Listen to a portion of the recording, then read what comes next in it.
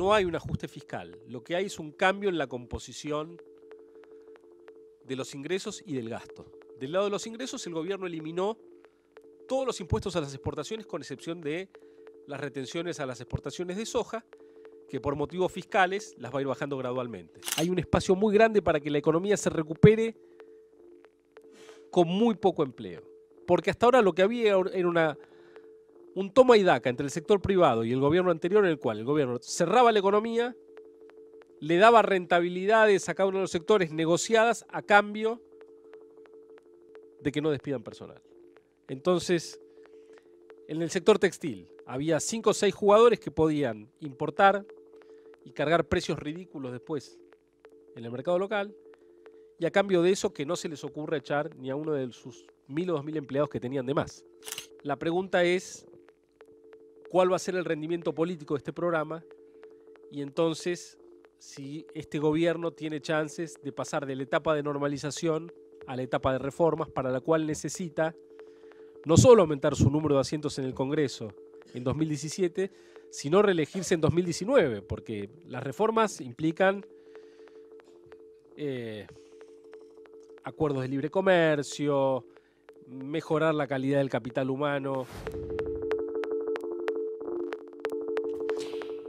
Nicolás Dujovne, así arrancaba este segundo bloque. Esas palabras de Dujovne, Víctor Hugo, Florencia, Alejandro, bienvenidos, son de cuando era economista y periodista. Recordemos que es el ministro de Economía en la Argentina, el ministro de Finanzas en ese equipo neoliberal.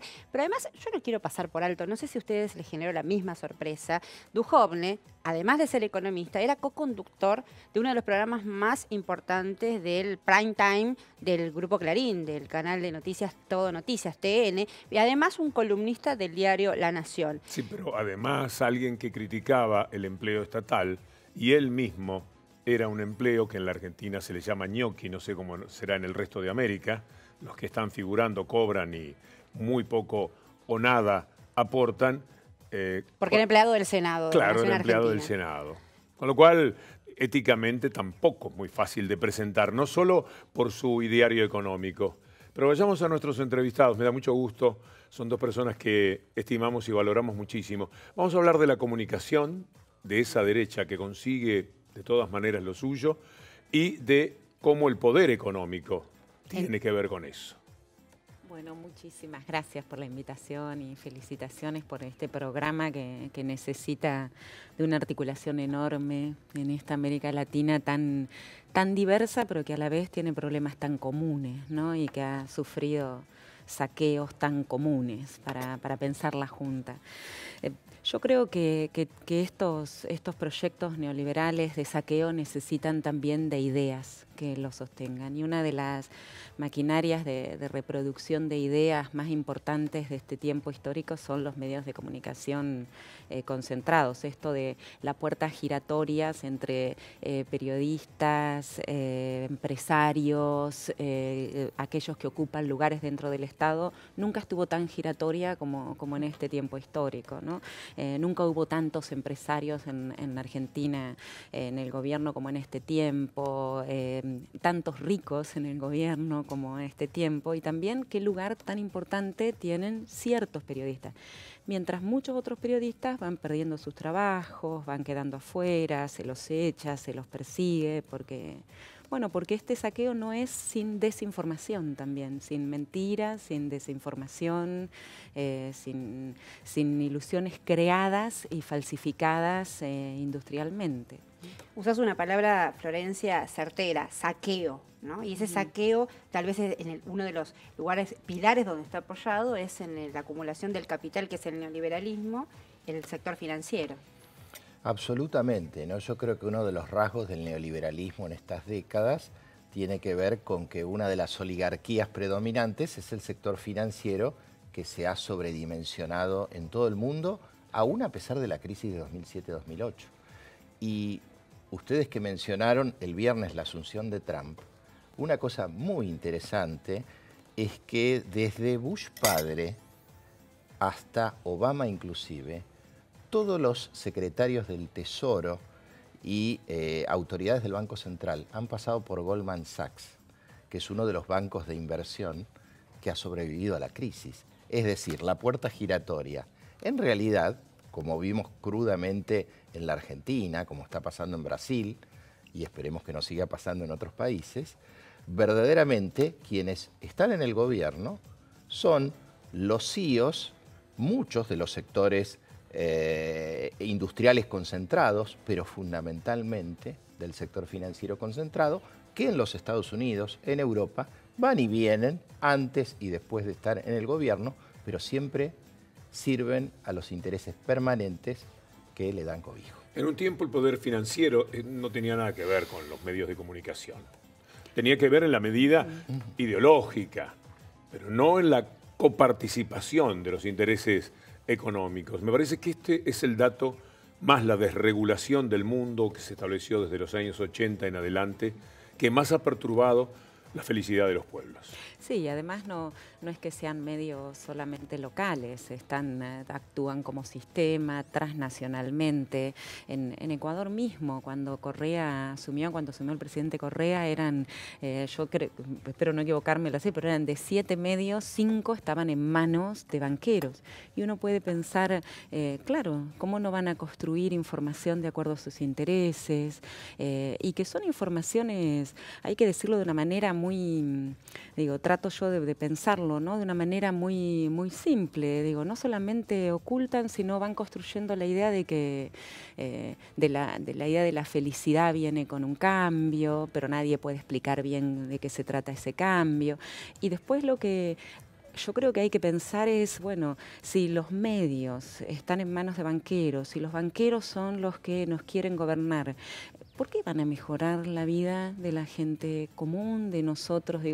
¿Por qué alguien que nunca tuvo frío, que nunca tuvo miedo a perder el trabajo, que nunca deseó que sus hijos vayan a la universidad porque ya sabía que eso lo iban a hacer, va a gobernar para que todos tengamos eso? En un año, Alejandro, han hecho una desregulación de lo que ustedes habían controlado, que es pavorosa.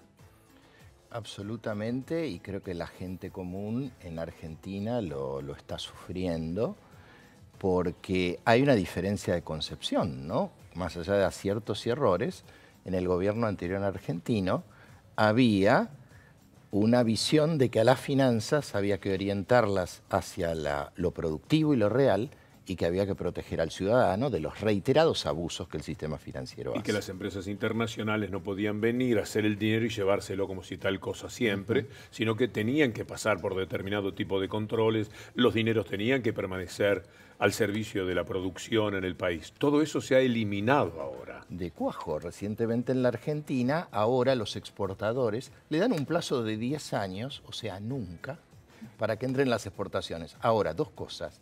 Esto no es nuevo. Esta es la tercera fase del neoliberalismo en la Argentina. O sea, es lo mismo que la época de Martínez de Hoz en la dictadura militar argentina. Es lo mismo que los años 90. Esto pasó en América Latina. O sea, este es un programa regional con particularidades. Esto ha pasado en nuestra región. Ha pasado en Ecuador. Ecuador tuvo la peor crisis financiera que lo llevó a la dolarización, que no pudo revertir precisamente estas políticas de liberalización, valorización financiera, que generan estas transferencias de riqueza hacia estos sectores. Y yo te escuchaba, y por ejemplo el grupo Clarín, que es el más importante de la Argentina, el 18% de las acciones las tenía Goldman Sachs, ¿no? Y yo recuerdo el primer experimento de un presidente que puso la Globo, fue Color de Melo. O sea, todo tiene que ver con todo, ¿no? O sea, el poder, la construcción de sentido y cómo ya en el poder hay una coherencia absoluta. Si uno analiza el macrismo, todas las medidas benefician a estos sectores, lo dijo una de las personas en tu informe, el agro, la minería, el sistema financiero, lo mismo pasa con Temer y lo mismo pasa en los países que ya en América Latina han caído en el neoliberalismo. Sí, Alejandro Barrios, el economista Alejandro Barrios planteaba que ese apoyo, ¿no? O sea, ¿en qué se apoya esta rara avis? Porque yo insisto, hay que desentrañar de qué se trata. Esta derecha autoritaria con reminiscencias que no tiene apoyos como tal vez otras dictaduras en sectores industriales fortalecidos. Hoy podríamos decir que ni siquiera con Techint ¿no? Por hablar de una enorme empresa argentina, sino que su pilar fundamental ganó la corporación financiera. Ese apoyo, y les pregunto, en ese 20% del PBI, que sería el agro y el sector financiero y las mineras, no van a generar consumo interno, no van a... ¿Cómo aún hay un nivel de aceptación alto, ¿no?, de este gobierno? Bueno, es una pregunta que seguramente tiene muchísimas respuestas, pero yo creo que ahí es donde los medios de comunicación ocupan un lugar fundamental.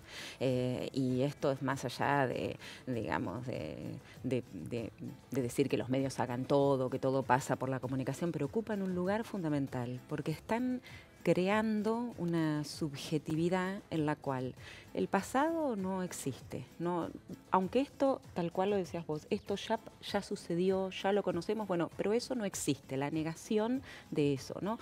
La creación de una subjetividad que no quiere pensar en el pasado y que lo único que se le ofrece es un presente un presente donde tendrá que esperar, que tendrá que estar relegado en algún momento tal vez, pero me parece que... Ese es el gran triunfo del neoliberalismo. Consiguieron el lugar de creadores de la percepción, de la subjetividad, es decir, la construyen en forma de ocultamiento. Quiero contarle a los amigos de América Latina que esta semana el grupo Clarín, tan célebre, el verdadero diablo, Chótigo, que es un cáncer moral de la Argentina, echó a 400 empleados de una de las empresas que ellos dicen que no le andaba bien, de las decenas de empresas que tienen. La gente salió a la calle, miles de personas, no se vio en un solo medio de comunicación. No existe registro televisivo en la República Argentina de los canales privados en el cual se dé cuenta de que miles de personas protestaron por ese ataque al trabajo y a los trabajadores. Esto es crear percepción, ocultando en este caso. Y además creando una subjetividad de una percepción que tampoco es nada nueva y que tiene que ver con el colonialismo. El colonialismo siempre actuó así, en la cual se va creando la idea de que nosotros no nos merecemos estar mejor, que nosotros no nos merecemos la dignidad, la libertad, la igualdad, que nosotros somos un poco menos de esos que nos muestran en la televisión, ¿no? Bueno, eso es lo que hay que trabajar. Yo sé que les voy a pedir un exceso, ¿no? Pero para pensar juntos, no, porque es necesario, hay que ponernos, la comunicación también tiene que ser incómoda. Respuestas. ¿Cuáles son los caminos? ¿En qué estamos pensando? ¿Cuáles son las respuestas para la emancipación? Pensándonos regionalmente, además. Bueno, yo creo que el viernes 20 se inaugura una época muy interesante, con todas sus fases lamentables, que es Trump. Pero creo que esto va a implicar un cambio importantísimo. Los modelos neoliberales anteriores siempre tuvieron una fase de la economía mundial en crecimiento.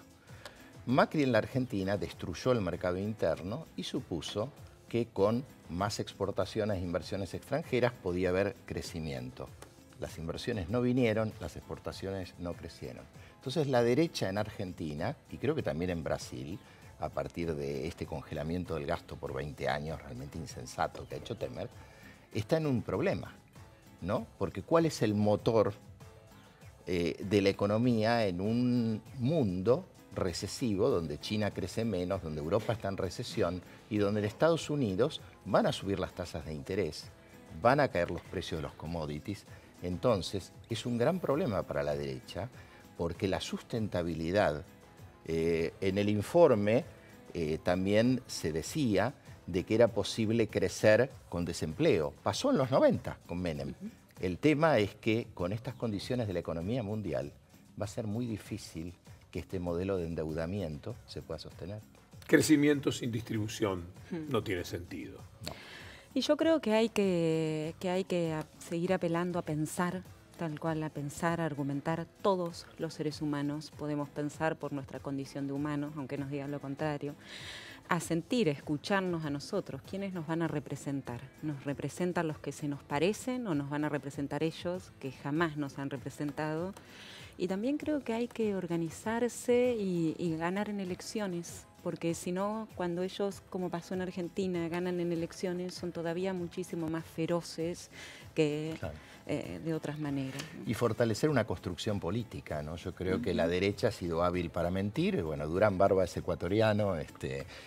Creo que nos queda la asignatura pendiente, es que todos, de alguna manera, los que verdaderamente creemos en un proyecto alternativo, porque me parece que no es amontonar a todo el mundo, pero sí verdaderamente generar. Me parece que el Frente Ciudadano en la Argentina, bueno, es un proyecto interesante en términos de sumar más de lo que representó el kirchnerismo, de toda la gente que vaya cobrando conciencia de lo que implica este proyecto.